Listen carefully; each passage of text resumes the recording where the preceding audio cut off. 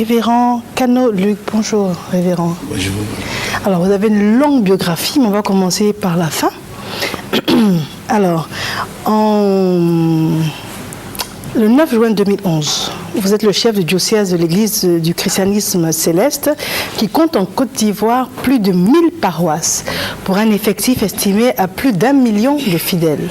Alors, nommé chef du diocèse de l'Église du christianisme céleste en Côte d'Ivoire, contraint par cette nomination à se déchausser, à se consacrer en janvier 2012, alors qu'il lui restait 3 ans pour atteindre sa limite d'âge pour aller à la retraite, l'adjudant-chef, parce qu'après on va le comprendre, vous êtes dans l'armée aussi, l'adjudant-chef Cano-Luc demanda une retraite anticipée pour se consacrer entièrement aux œuvres de l'Éternel et accompagner les autorités de son pays à la recherche de la paix.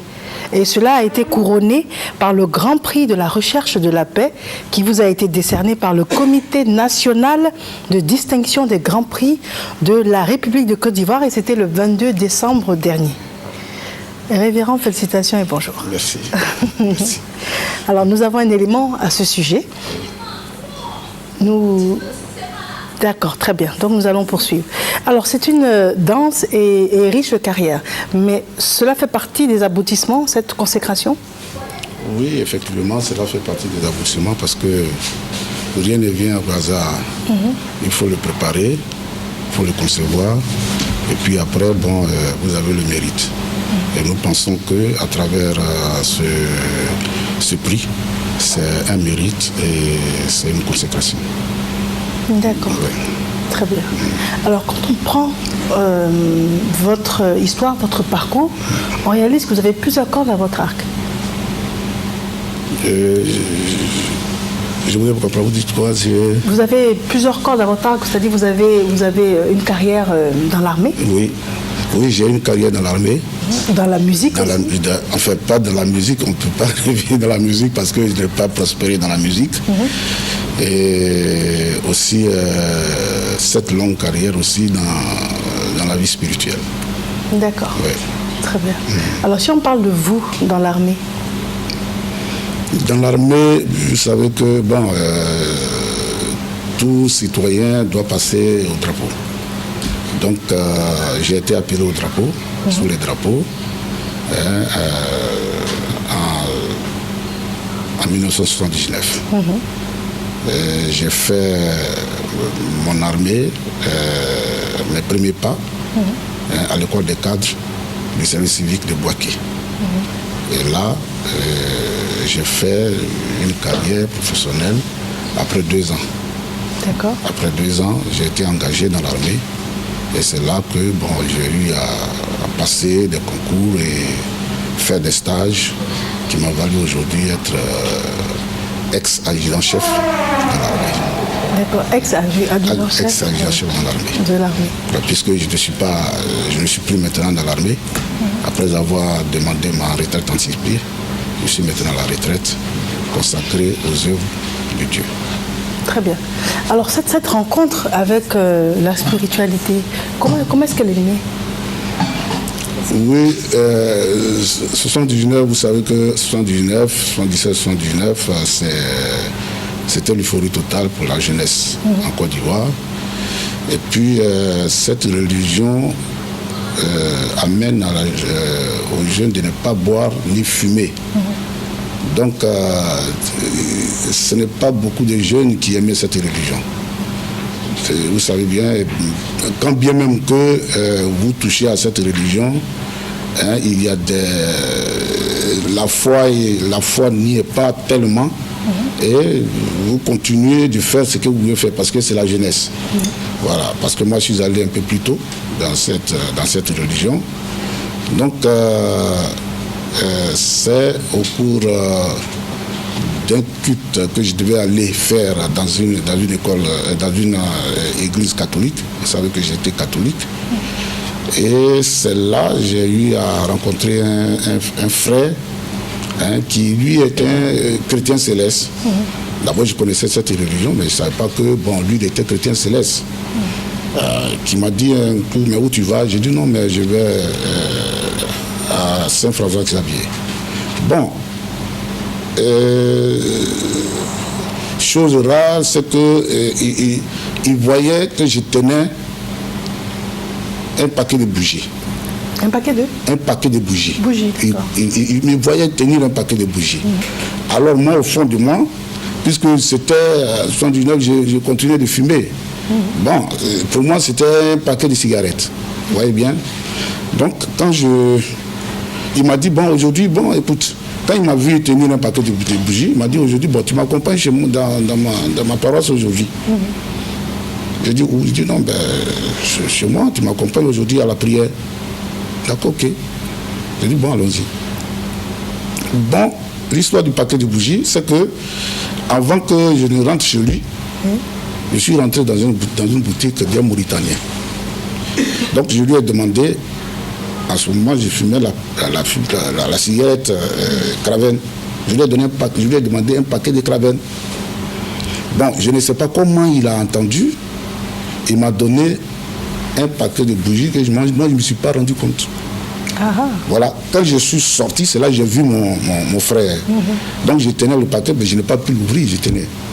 Et c'est là qu'on est parti. J'ai dit, bon d'accord, ok, allons-y. Et nous sommes arrivés à sa paroisse, où il était. C'est là que je me rends compte, mais j'ai dit, mais Jacques, tu m'amènes où là? Il dit, non, bon, moi je suis ici. Bon, pour lui, le paquet de bougies que je tenais, je partais à une autre paroisse. Puisque, bon, avant, il savait que, bon, je connaissais un peu cette église. C'est là que je me suis dit que, ah bon, d'accord, ok, d'accord. Et je suis rentré avec lui dans la paroisse. Et le prédicateur d'alors, quand je me suis assis, le prédicateur, la prédication, bon, c'est quelqu'un qui parle à tout le monde. Et toi, dans la prédication, tu peux t'y sentir.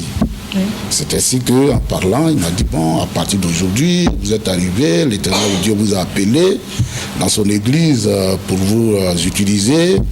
Vous ne devez plus boire, vous ne devez plus fumer. Bon, j'ai tiqué. Bon, vous ne devez plus fumer. Bon. J'avais un frère aussi qui était venu là. Donc, à lui, tout de suite, je me suis dit que, bon, ben, comme il a dit de ne pas fumer et que je suis dans la maison, donc je vais cacher mon paquet de cigarettes. C'est là que je prends le paquet de cigarettes, je les vois, mais c'était les bougies. Et je me suis demandé, mais je lui ai demandé en douce, mon frère, mais écoute, mon paquet de cigarettes que j'avais mis là, mais pourquoi tu prends ça et puis tu me remplaces ça par le paquet de bougies? Il m'a dit non. Pourquoi tu peux me dire que j'ai pris ton paquet de bougies? Donc on discute. Il dit non, j'ai mis le paquet de bougies à côté de toi, le paquet de cigarettes à côté de toi. Mais pourquoi maintenant c'est un paquet de bougies? Il m'a dit non. Je t'ai vu, tu es venu avec un paquet de bougies, tu l'as mis là. Donc on dit bon, d'accord, ok, d'accord, j'ai compris. Après le culte, il y a un des visionnaires qui m'a approché. Dans l'église, il y a des visionnaires, il y a des prophètes et tout ça là. Il y a un visionnaire qui m'a approché et qui m'a dit, bon écoute, le paquet de bougies que tu tiens, arrivé à la maison, tu prends une bougie, tu formules tes vœux et puis tu l'allumes. Ok. Mais je n'ai pas été... Non, ça ne suffisait pas. Je me suis retourné chez le Mauritanien. Pour dire, mais écoute, je te demande un paquet de bougies, tu me donnes un paquet de cigarettes, tu me donnes un paquet de bougies. Il dit, oui, mais tu es venu, tu as demandé un paquet de bougies. J'ai dit, mais comment? J'ai dit, non. Tu es venu, tu m'as donné un paquet de bougies. Mais voilà l'argent que tu m'as donné. Tu m'as dit que après tu as venu prendre. Au moins, je devais te donner la monnaie. Tu es sorti et tu as parlé avec quelqu'un et puis tu es parti avec lui. Bon, c'était de mon frère qu'il s'agissait. Puis bon, c'est là que j'ai compris tout à l'heure, tout que bon, ok, d'accord. Donc je suis parti. Donc j'ai dit, bon, si c'est comme ça, je te remets le paquet de choses. Je n'étais pas encore chose, je te remets le paquet de bougies, ramène-moi mon paquet de cigarettes. Il dit non, mais tu as déjà pris une bougie dedans. J'ai allumé la bougie. Je ne peux pas prendre un paquet de bougies là. C'est ainsi que j'ai pris le paquet de bougies et je suis parti. Bon, j'étais... j'étais pas encore confirmé parce que je n'ai pas encore eu de baptême. Mais déjà, ça, c'est une étape déterminante. Voilà, c'était le premier indice fort. Honneur et reconnaissance de mérite à 5 personnalités. Elles reçoivent du Comité national de distinction Sénad les Grands Prix de la République au titre de l'année 2014. Ceci pour le courage, le sacrifice et le sérieux affichés dans leur engagement à participer au développement de la Côte d'Ivoire et à la réconciliation nationale. C'est une première pour qu'un homme de Dieu reçoive un prix. C'est notre boulot. À travers ce prix-là, à donner un message fort à tous les chefs religieux pour qu'ils prônent véritablement la paix partout où ils seront. On ne peut pas mériter meilleur cadeau que ce que j'ai reçu ce soir, en cette fin d'année. En fait, c'est la reconnaissance de l'effort de gouvernance que nous prêtons à l'État. Parrain du Sénat de 2014, le directeur général de l'INS, l'Institut national de statistique. Il lui a été décerné le prix panafricain du meilleur statisticien pour le développement et la professionnalisation de la statistique en Côte d'Ivoire. C'est la consécration de 35 années professionnelles. Et je me retrouve aussi dans un ensemble de personnes qui sont meilleures dans leur secteur. Et je pense que ça m'ouvre l'esprit et ça me donne envie d'apprendre d'autres choses. Les Grands Prix de la République encouragent aussi bien les personnes que les institutions de développement en Côte d'Ivoire. Dans cette optique, la Coopadis, une coopérative œuvrant dans l'exportation du couple café-cacao, a été distinguée meilleure coopérative de la filière au titre de la campagne agricole 2013-2014. Voilà, de retour en studio. Alors, vous faites aujourd'hui partie d'une élite qui a la reconnaissance de l'État ivoirien. C'est ça, oui. Qui a la reconnaissance de l'État ivoirien. Vous savez que l'église du Christianisme Céleste a été reconnue par l'État ivoirien depuis 1973. Et là, ça c'est le premier qui fut le président de cette église, fut Feu Silvanello, Seigneur Silvanello, à son âme. Et en 86, il y a eu le frère Diemou Blain Jacob, qui était le président de cette église. Et en 89, il y a eu Feu Dawé, Seigneur Dawé, Antoine Narcisse, qui fut le 3e président de cette église et je suis aujourd'hui le 4e président de cette église en Côte d'Ivoire. D'accord, très bien. Et quand on regarde votre prix, Grand Prix d'honneur du meilleur artisan de la recherche de la paix, de la réconciliation, ambassadeur de la paix. Alors, vous avez contribué. Oui. Et comment vous avez fait? Vous avez fait du porte-à-porte dans toutes les églises. Comment vous avez procédé? Bon, vous savez que ce n'est pas seulement, l'église n'est pas seulement au service des chrétiens célestes, c'est aussi au service de la nation. Oui. Vous voyez bien, c'est selon le comportement de tout un chacun d'entre nous que nous devons savoir que nous participons réellement à la paix et à mener l'autorité effectivement à restaurer la paix sur tout le territoire ivoirien. Oui. Tout compte fait, le chrétien céleste est un citoyen. Est un citoyen. Et si vous voyez qu'aujourd'hui, il y a aussi une alchimie dans notre vie, en Côte d'Ivoire ici, en ce qui concerne la paix, vous trouverez aussi que dans cette population, il se trouve aussi des chrétiens célestes. Donc c'est pour vous dire qu'à travers le message que nous portons dans les paroisses, étant donné que je suis le chef de cette église, donc les messages que j'ai donnés à tous ceux qui sont du diocèse de Côte d'Ivoire, je leur ai dit que effectivement dans vos paroisses, faites en sorte que il y a l'apaisement et que nous allions tous à la paix. Et je crois que ce message-là a été bien perçu. Et étant aussi dans la population, nous voyons que ce message-là apporte la population à rester véritablement dans cette paix tant voulue par le président et les gouvernants de ce pays. Donc, je ne suis pas resté seulement dans les églises. Je ne suis pas seulement resté dans les églises, je suis originaire de Daloa. Et vous savez qu'il y a eu des campements. Il y a des campements des Baoulés, des campements des Agnis, des campements des Burkinabés.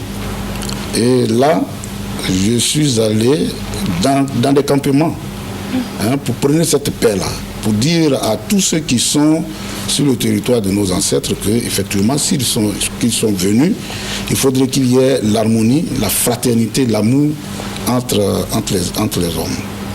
Donc, j'ai prôné cette paix-là dans ces campements et je crois qu'aujourd'hui, c'est un premier pas. Peut-être que j'irai encore dans les autres campements, dans les autres contrées de la République de Côte d'Ivoire, mais c'est un premier pas. Il faut commencer d'abord chez soi. Tout à fait. Voilà, donc j'ai commencé chez moi. Je crois que c'est un premier pas que j'ai pu faire dans les campements avec mes frères et nous avons mis la paix dans ces campements-là.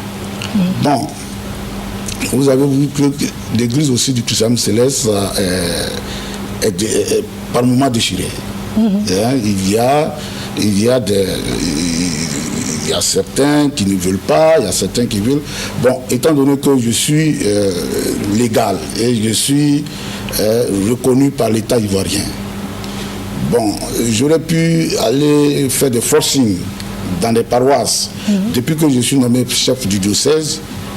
Et je pense que vous et moi, vous n'avez pas encore attendu dans des paroisses que les fidèles de l'église céleste sont en train de se déchirer. Bon, si ce n'est pas peut-être que par moment des langages dans les journaux, bon, Idiomou Canon, mais sinon, les paroisses, les fidèles sont tranquilles maintenant. D'accord. C'est avec libéralité, avec quiétude qu'ils prient leur Dieu et il n'y a pas de contraintes maintenant. D'accord. Quelles sont les autres distinctions que vous avez apportées aujourd'hui? Là, c'est la première distinction. Oscar. Ici, vous avez vu que, Oscar des consommateurs, qui m'ont dressé le prix du meilleur homme de la paix. Ça, c'est en 2009. En 2009, j'ai eu à mettre ensemble deux aînés. J'ai mis à mettre ensemble deux aînés qui, pendant des années, qui ne se parlaient pas. C'est-à-dire que Papa Edemou et Papa Zagatou. Donc, je les ai mis ensemble le 4 juin 2009. Vous voyez bien, le 4 juin 2009, je les ai mis ensemble. Et là, la Côte d'Ivoire a su qu'effectivement, il y a quelque chose qui se passe dans l'église du christianisme céleste depuis longtemps et il y a eu un rapprochement. D'accord. Donc cela m'a valu effectivement ce prix. Bon, cette année, vous voyez bien, j'ai eu ce trophée-là, le Grand Prix des meilleurs artisans de recherche de la paix. Bon, effectivement, vous savez... Ça, c'était en quelle année? Ça, c'est cette année. Cette année, d'accord. L'année 2014. D'accord. Voilà, plus précisément, le 22 décembre 2014. Vous voyez, bon, certainement, le comité de distinction a dû voir mes actions. Vous savez que ce n'est pas un concours, mais c'est des actes qu'on pose, qu'on voit. Et je pense qu'à travers les actes que j'ai posés et qu'ils ont vus, ils ont trouvé bon que peut-être que je mérite ce prix. Alors, est-ce qu'à un moment donné de votre vie, vous avez senti ce besoin de rentrer dans la spiritualité? Déjà tout jeune, vous avez des prédispositions, votre famille le sentait ou bien ça vous a surpris? Non, bon, la famille le sentait. Vous voyez bien, Parce que ma mère m'a rencontré véritablement. Je voulais partir un peu dans ma vie un peu privée. Et là, je voulais ouvrir un peu une brèche à cette porte qui m'a été ouverte par le Seigneur. Tu vois que la Bible dit que le Seigneur choisit du sein de la mère. Oui. Bon. Quand je devais être né, c'est une histoire que ma mère m'a racontée. Bon, c'est elle qui est témoin oculaire de la chose, donc qui a vécu ça. Bon, un jour, tu m'as regardé comme ça, et puis bon, qui m'a relaté effectivement ma naissance, ma vie. Me disait que bon, au moment où je devais être né, et il y a eu quelqu'un, un blanc, voilà, qui l'a secouru et qui l'a envoyé à l'hôpital.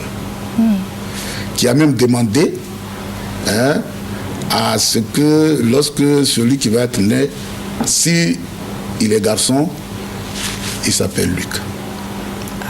Voilà. S'il est garçon, qu'il s'appelle Luc.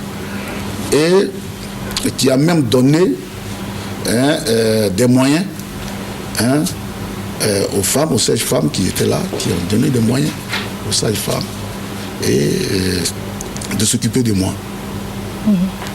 Et bon, et lui, il est parti. Bon, et là, ma maman a vu effectivement que peut-être j'étais destiné à quelque chose.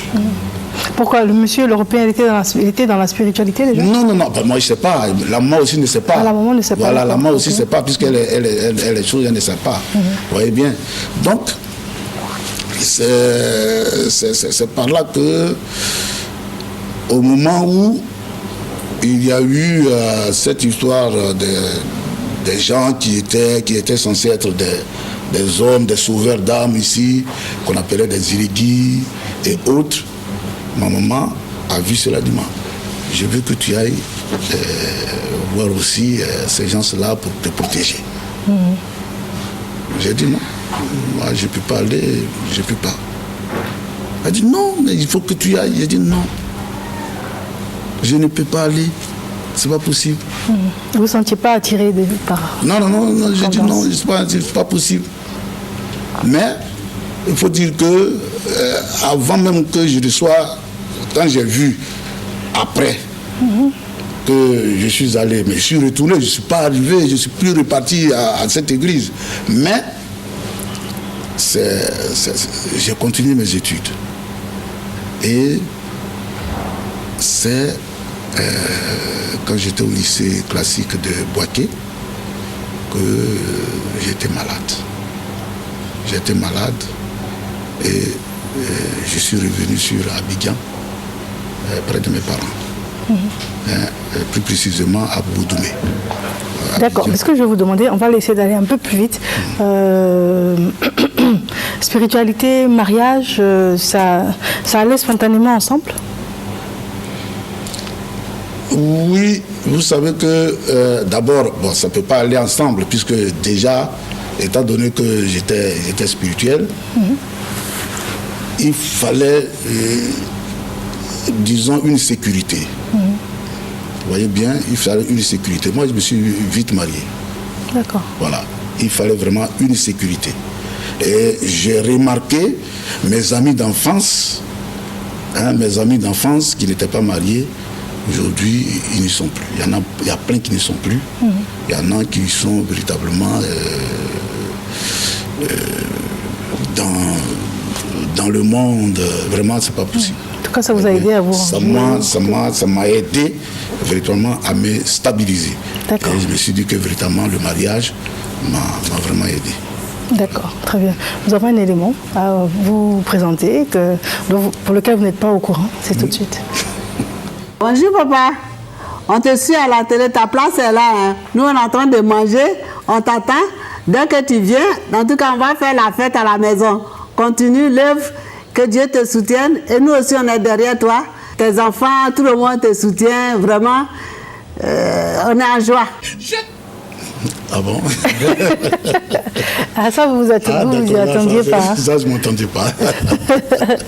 Donc, en fait, c'est ça, cette stabilité, cet équilibre que ça vous a apporté également? Oui, ça m'a apporté beaucoup d'équilibre et ça m'a permis effectivement à développer mon sens spirituel et à embraser véritablement cette église qui m'a sauvé. Voilà. D'accord. Quand vous dites qu'il vous a sauvé, qu'est-ce qui s'est passé? Oui, vous savez, ça m'a sauvé sur 2 points. C'est-à-dire que ma santé, cette église a concouru à ce que je sois véritablement guéri parce que j'avais un mal qui devait assurément m'emporter. Et cette église-là m'a guéri. Et puis, ça m'a sauvé des déboires de la jeunesse d'alors. Voici. La jeunesse d'alors, c'était la cigarette, c'était la fumée, vous savez, 77, 60, 77, c'est là, on a vu les rastas, on a vu vraiment, il faut être bien canalisé pour savoir le sens comme on disait, du rastafaïsme. Vous voyez bien. Donc, il y en a qui étaient véritablement, qui avaient suivi une autre voie du rastafaïsme et qui étaient.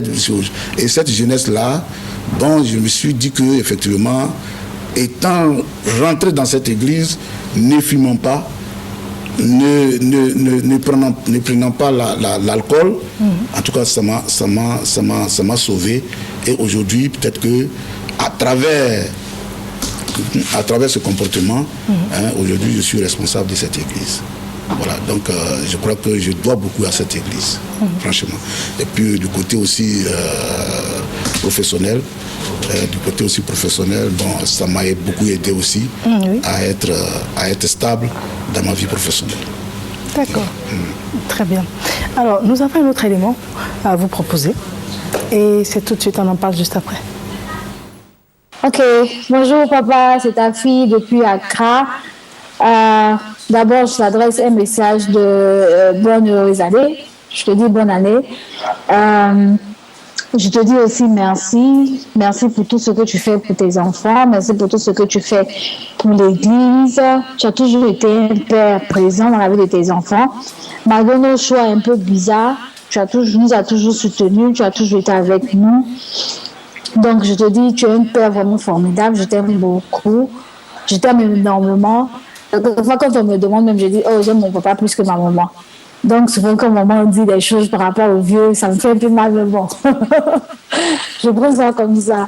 Donc, je veux te dire, en tout cas, bon courage, surtout dans le travail que Dieu t'a donné. Et puis, nous sommes là pour te soutenir. Quel que soit ce que tu veux, quelque chose que tu demandes, nous sommes là avec toi. Bisous.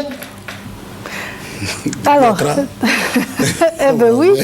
Alors, vous voyez tous les efforts que l'équipe de production a eu à faire. Franchement dit, chapeau à la télévision ivoirienne. En tout cas, merci. Merci également. Très bien. Alors, vos enfants, c'est bien sûr votre plus grand bonheur. Oui. Et puis source d'équilibre également. Oui.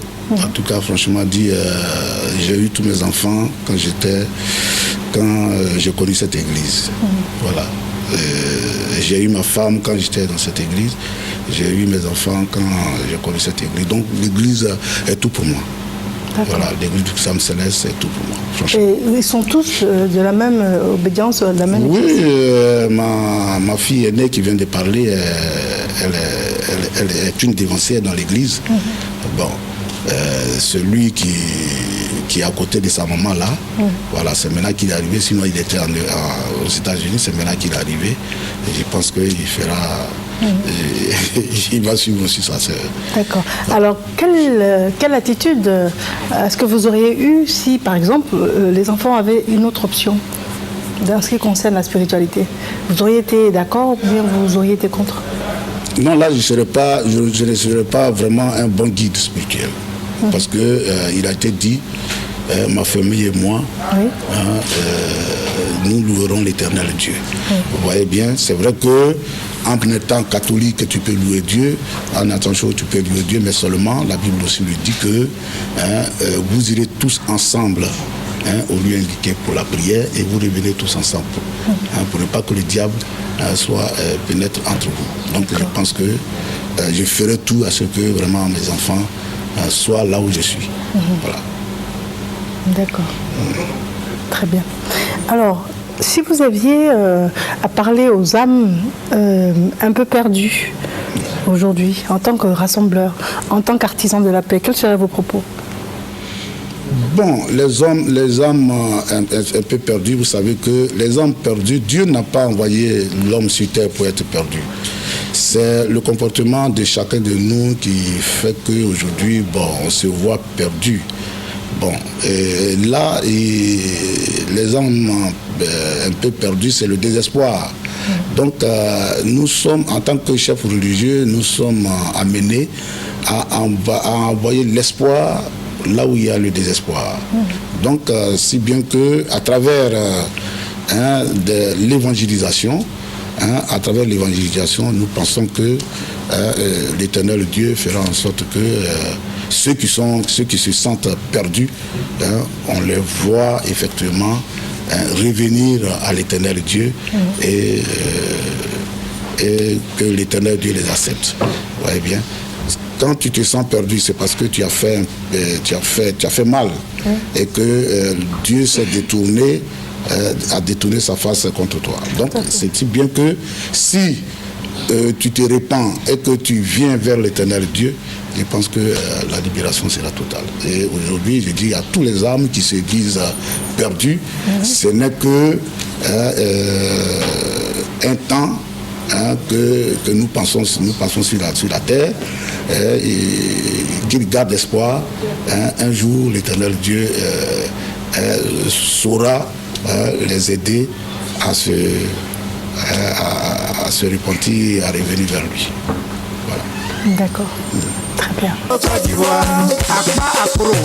Jean-Daniel Aki Opa Bari Éléphant au Mao, la victoire au Mao, la Coupe d'Afrique, on vous promet le trophée. Pour le mondial, on ira jusqu'en finale. Maé, Io Mao, Malé, Io Mao, Capitaine Yaya Touré au Mao, Super Yaya au Mao. Où est mon brassard? Où est mon brassard? Où est mon brassard? Tu n'as pas vu mon brassard? Je n'ai pas vu. Il faut demander au révérend. Papa, bonjour. Vous n'avez pas vu un brassard ici? Non, pas du tout. Vous n'avez rien vu, même pas un brassard? On n'a rien vu. Ah, d'accord. C'est à quelle heure? C'est à quelle heure? 18h? 18h, non? Ah, d'accord. Ah, d'accord. Papa, pardon, j'ai dit. Comme souvent, comme spirituellement, vous êtes avancé que nous là-haut. Pardon, ballon là, c'est comment? Vous voyez quelque chose un peu? Nous, on a des yeux, mais on ne voit pas bien quoi. Comme vous voyez en avance là, pardon, je viens. Si je reviens quoi, si vous pouvez voir quelque chose, je viens. Je viens. Mais peut-être qu'il a déjà vu, tu ne sais pas. Papa, c'est comment? Bon, il ne faut pas dire, tu as dit. Bon, d'accord. En tout cas, comme tu as eu la chemise blanche, non? Oui. Dans l'éléphant là, ça te rappelle qui? Et avec Renard. Ah, d'accord. Tout à l'heure, on va parler des chemises blanches. Maintenant, pantalon qui est en bas là, ça c'est pour rendre hommage à mon vieux père, à son âme. En temps normal, quand l'éléphant joue, son morceau sort toujours. Mais il n'est pas là. Donc, j'ai le pantalon en même temps, quoi. Voilà, avec flower. Bon, je viens, hein. D'accord. Faut fouiller, je viens. D'accord, tout à l'heure, magnifique. Alors, révérend, à un moment donné, vous avez également flirté avec la musique? Oui, bon, là, je ne peux pas tellement parler de ça parce que je n'ai pas prospéré, comme je l'ai dit, dans ça. Nous étions dans les années 76-77, au moment du podium et tout ça là. Oui. Voilà. Mais c'est bon à savoir, hein? Oui, au moment du podium, tout ça là. Vous savez que bon, on n'a pas tellement prospéré, nous étions tous des amis, mais oui, voilà. Il venait à Bobo Doumé, et puis on était ensemble. Il avait un petit clavier, bon, c'est là, bon, jusqu'à ce que, bon, un jour, qu'on dise que, bon, ben, il y a podium. Et puis, bon, ils ont continué. Bon, nous, on n'a pas pu prospérer dans ça. Vous avez une autre voix? Voilà. Très bien. Il nous expliquait que c'était juste c'était pas vraiment pas une carrière en tant que telle, c'était pas professionnel, mais les sonorités, vous n'y êtes pas étranger. Non. D'accord. Bon, ben... c'est dans votre parcours. Voilà, c'est un petit parcours. Bon, ça n'a pas été prospère, c'est tout. On n'a pas prolongé ça. Bon, et puis, la spiritualité est rentrée dedans. Dans laquelle vous excellez, pour laquelle vous avez été récompensé, reconnu d'un point de vue national. C'est ça. Très bien. Alors, nous sommes avec notre invité de la matinale, qui est donc le révérend Canon Luc. Très bien. Et vous avez reçu, on va reprendre un peu. Alors, on a parlé un peu de votre actualité socio-professionnelle, de votre enfance, de votre jeunesse, également de votre carrière dans l'armée, et également de votre vie religieuse et de la distinction dont vous avez été l'objet, donc qui était le 22 décembre dernier. Ouais. Et nous sommes à peu près 10 minutes de la fin de ce magazine. Donc, quels sont les conseils à prodiguer? Quelles sont les choses que vous voulez extérioriser? Aujourd'hui, vous êtes un modèle, vous êtes un patriarche dans une certaine spiritualité. Qu'est-ce que vous avez à nous dire aujourd'hui? D'abord, parler un peu des hommes religieux. Oui. Dieu l'a dit, il faut enlever d'abord ce qui est dans tes yeux, avant d'aller enlever ce qui est de l'autrui. Dire d'abord aux chrétiens célestes que le temps est venu pour que nous soyons utiles pour notre nation. Oui. Faire en sorte que cette église-là, à travers la quiétude que nous avions de temps à autre, et la sécurisation de notre Église, qui est reconnue au plan mondial, faire en sorte que notre Église se valorise par les actes que nous devons poser dans le sens du développement et amener notre nation à s'épanouir et aussi être au rendez-vous de l'horizon 2020. Très bien. Bon. Et vous savez que nous sommes en année électorale. Je pense qu'avec mes disciples, avec mes frères, ce prix que j'ai reçu, ce n'est pas seulement le prix du supérieur canon, c'est toute une église qui est honorée. Faire en sorte que nous soyons aussi les artisans de la paix partout où nous serons. Et bien évidemment, et démontrer par nos actes et notre comportement aux gouvernants et aux hommes politiques que la Côte d'Ivoire doit être un pays de paix, un pays où nous devons avoir cette cohésion sociale pour amener chacun de nous à être libre et être bien dans ce pays. Et j'ai aussi des projets pour mon église. Vous savez que la communication est très importante. Et là, nous avons fait un effort pour que nous ayons le matériel de communication, qui est la radio, que nous allons mettre sur place cette année, la radio Céleste. Faire en sorte que, à travers la construction de notre siège que nous sommes en train d'entreprendre, faire être aussi au service du développement de notre nation. Et je voudrais lancer un appel à tous ceux aujourd'hui qui ne comprennent pas le combat de l'Église Clam Céleste. Qu'ils sachent qu'aujourd'hui, l'Église Clam Céleste n'est plus une secte, c'est une religion. Pourquoi ça l'était avant?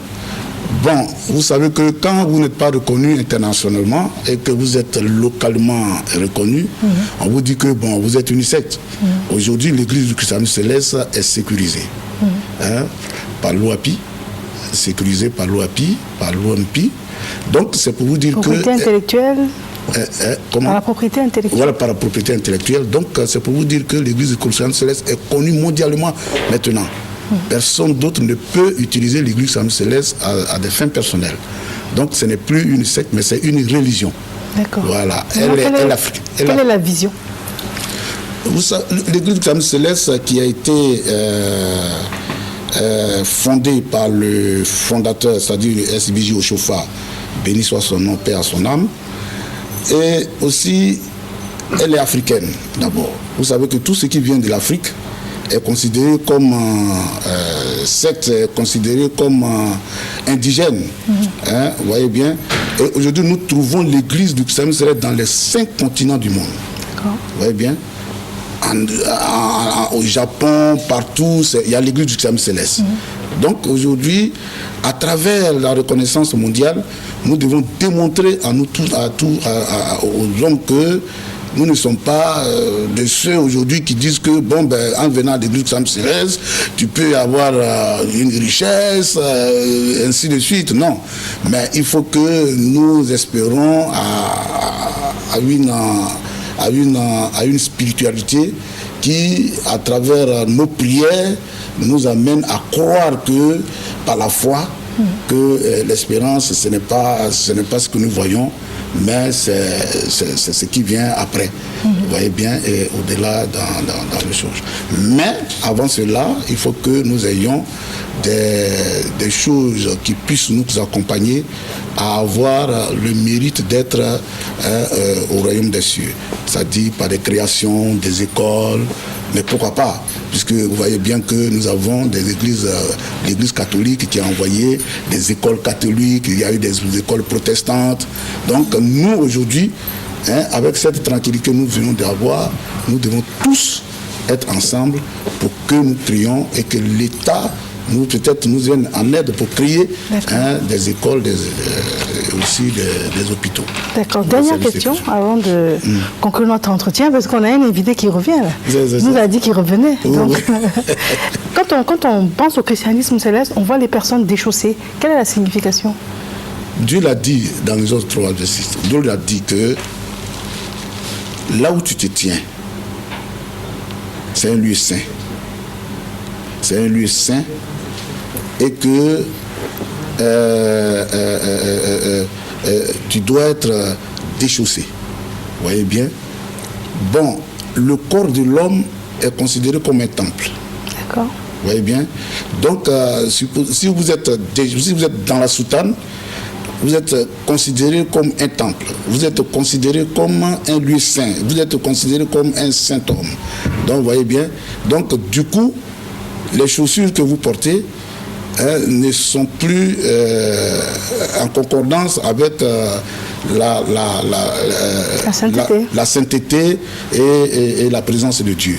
Donc, l'église du Christianisme céleste, vous voyez bien, c'est pas que vous êtes, c'est quand vous êtes en soutane que vous êtes déchaussé.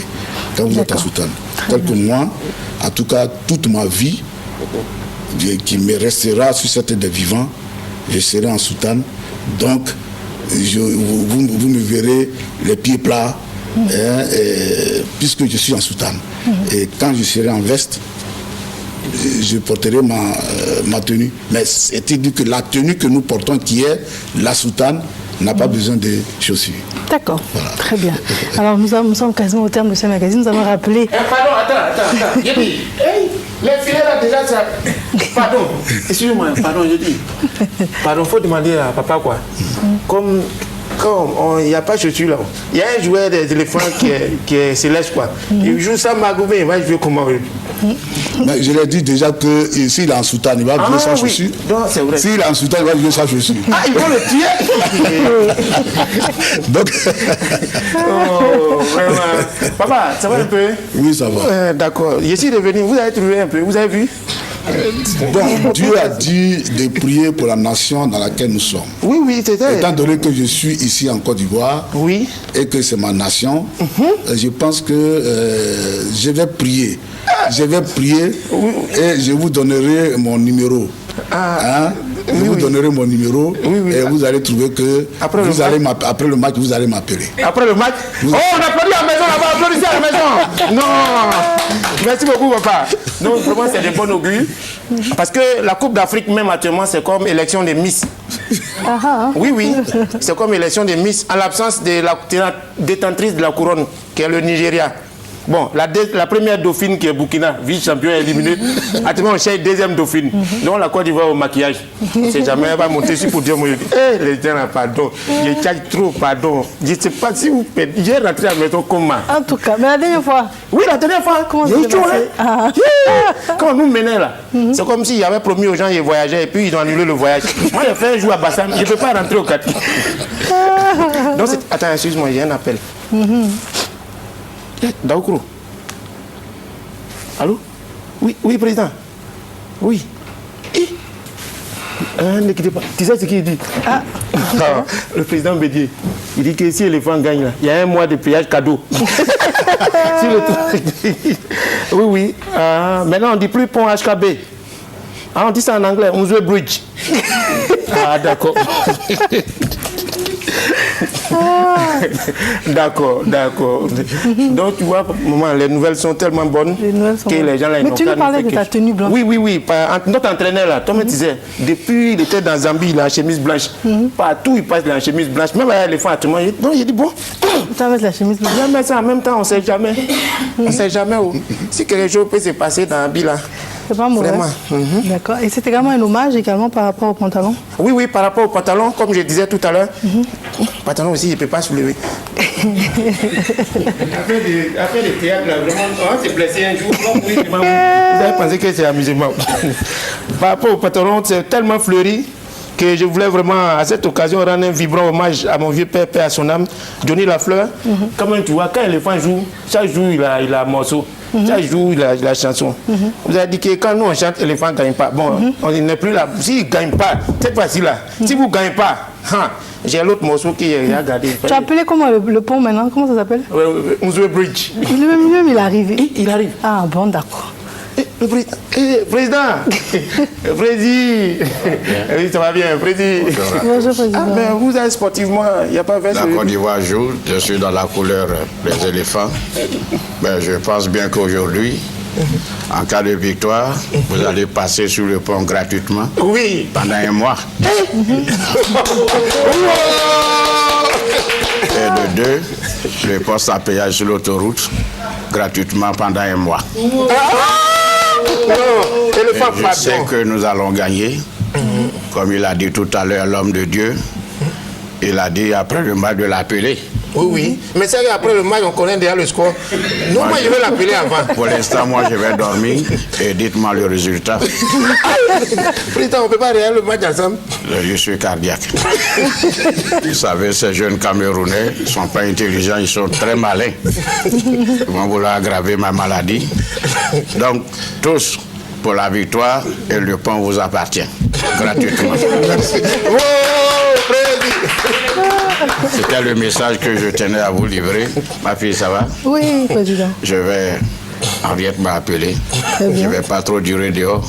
Quand la Côte d'Ivoire joue, restez à la maison. Et quoi, tout le monde